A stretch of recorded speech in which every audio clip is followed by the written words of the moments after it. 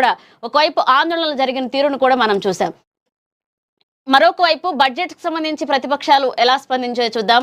ఇక బీఆర్ఎస్ కి సంబంధించి హరీష్ రావు స్పందించారు. బట్టి బడ్జెట్ బోగస్ బడ్జెట్ అంటూ కూడా ఆయన బడ్జెట్ ప్రవేశపెట్టిన అనంతరం విమర్శలు చేశారు.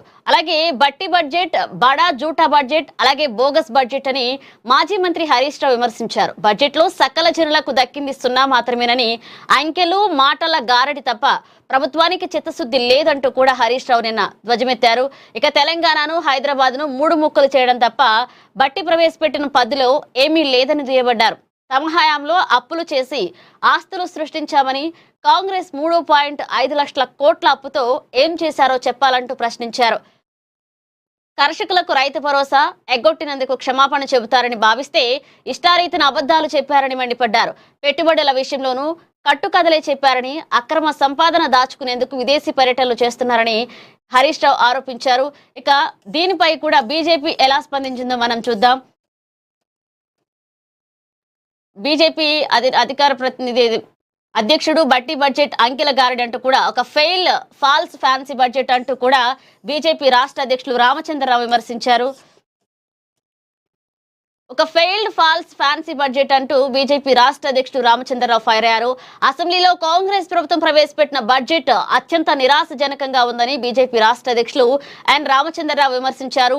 ఆర్థిక మంత్రి డిప్యూటీ సీఎం బట్టి విక్రమార్క బహుశా పొరపాటున గత ఏడాది బడ్జెట్ చదివారేమో అన్న అనుమానం కలుగుతోందని, ఎందుకంటే పోయినసారి బడ్జెట్ కన్నా ఇందులో పెద్దగా మార్పులు చేర్పులు ఏమీ లేవు అంటూ ఆయన ఎద్దేవా చేశారు.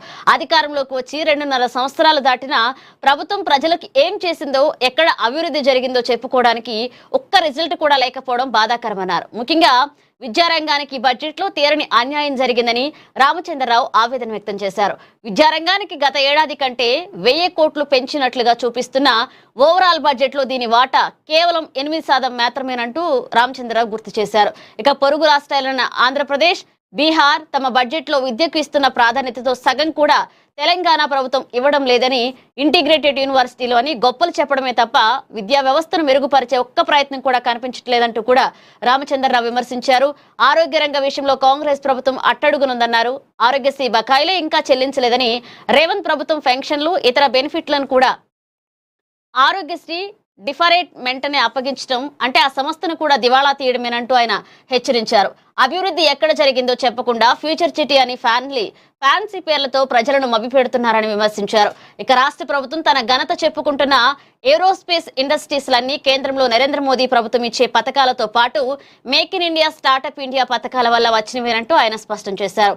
రీజనల్ రింగ్ రోడ్, దాని పక్కన వచ్చే రీజనల్ రింగ్ రైల్ కూడా పూర్తిగా కేంద్ర ప్రభుత్వం ఫండింగ్ అని, కేవలం భూసేకరణ తప్ప రాష్ట్ర ప్రభుత్వం చేస్తుంది ఏమీ లేదంటూ ఆయన ఎండగట్టారు. రైతుల విషయంలో కాంగ్రెస్ ప్రభుత్వం పచ్చి అబద్ధాలు ఆడుతుందంటూ కూడా ఆయన విమర్శించారు. 5 దఫాలుగా రైతు భరోసా ఇవ్వాల్సి ఉండగా సరిగ్గా ఇవ్వకుండా ఇంకా ప్రతి రైతుకు ఇంకా సుమారు 45,000కు పైగా బాకీ ఎగ్గొట్టారంటూ కూడా ఆయన విమర్శించారు. ఇక మూసీ ప్రక్షాళన పేరుతో ఇళ్లను కూలగొట్టడంపై ఆయన తీవ్ర ఆగ్రహం వ్యక్తం చేశారు.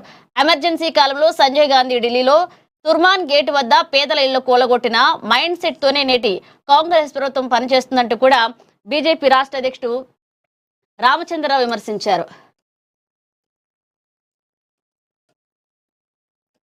ఇక మరొక అంశం చూస్తే ఈరోజు ముస్లిం సోదరులందరికీ మనం ముందుగా ప్రస్తావించినట్లుగా ఈరోజు ముస్లింలందరూ కూడా రంజాన్ మాసం పండుగని సెలబ్రేట్ చేసుకుంటారు. దీనికి సంబంధించి కంది శ్రీనివాసరెడ్డి వాళ్ళకి విషెస్ తెలియజేశారు. భక్తికి పరమార్థం, పవిత్రకు ప్రతీక, సేవాభావానికి, మత సామరస్యానికి చక్కటి నిర్వచనం. రంజాన్ పండుగ అల్లాహ్ మీ అందరి జీవితంలో శాంతి, సుఖం, ఆరోగ్యం, ఐశ్వర్యం నింపాలని మనస్ఫూర్తిగా ఆకాంక్షిస్తూ పవిత్ర రంజాన్ పర్వదినం సందర్భంగా ముస్లిం సోదర సోదరి మనలందరికీ కూడా రంజాన్ పర్వదిన శుభాకాంక్షలు తెలియజేశారు. కాంగ్రెస్ పార్టీ ఆదిలాబాద్ అసెంబ్లీ నియోజకవర్గ ఇన్ఛార్జ్ కంది శ్రీనివాసరెడ్డి తెలిపారు.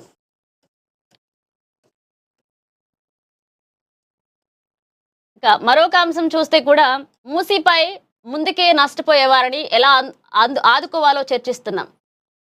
ఇక ఉత్తమ్ కుమార్ రెడ్డి మూసీ సంబంధించి కూడా నిన్న కేబినెట్ విస్తరణపై చర్చించారు. కేబినెట్ విస్తరణపై ప్రస్తావన వచ్చినప్పుడల్లా వివరణ ఇవ్వాల్సిన అవసరం లేదని మంత్రి వర్గ విస్తరణపై ఊహాగానాలు చేయవద్దంటూ ముఖ్యమంత్రి రేవంత్ రెడ్డి అన్నారు. ఇక బడ్జెట్ అనంతరం ఆయన మీడియాతో మాట్లాడుతూ కేబినెట్ విస్తరణ ఎప్పుడు చేయాలో తనకు తెలుసని, డిప్యూటీ స్పీకర్ ఎన్నిక అవసరం ఉన్నప్పుడే చేస్తానంటూ ఆయన వెల్లడించారు. ఇక తెలంగాణ బడ్జెట్ ఫ్యూచర్ బడ్జెట్ అని, అభివృద్ధి సంక్షేమానికి సమాన ప్రాధాన్యం ఇచ్చామంటూ చెప్పుకొచ్చారు.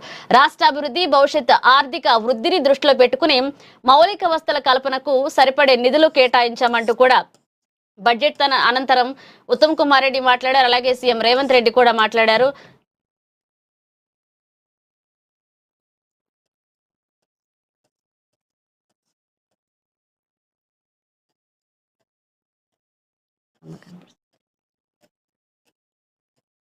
ఇక మరొక అంశం చూస్తే బడ్జెట్ కు సంబంధించి కూడా నిన్న బండి సంజయ్ కూడా మాట్లాడారు. మరొక శ్రీలంకలా మారు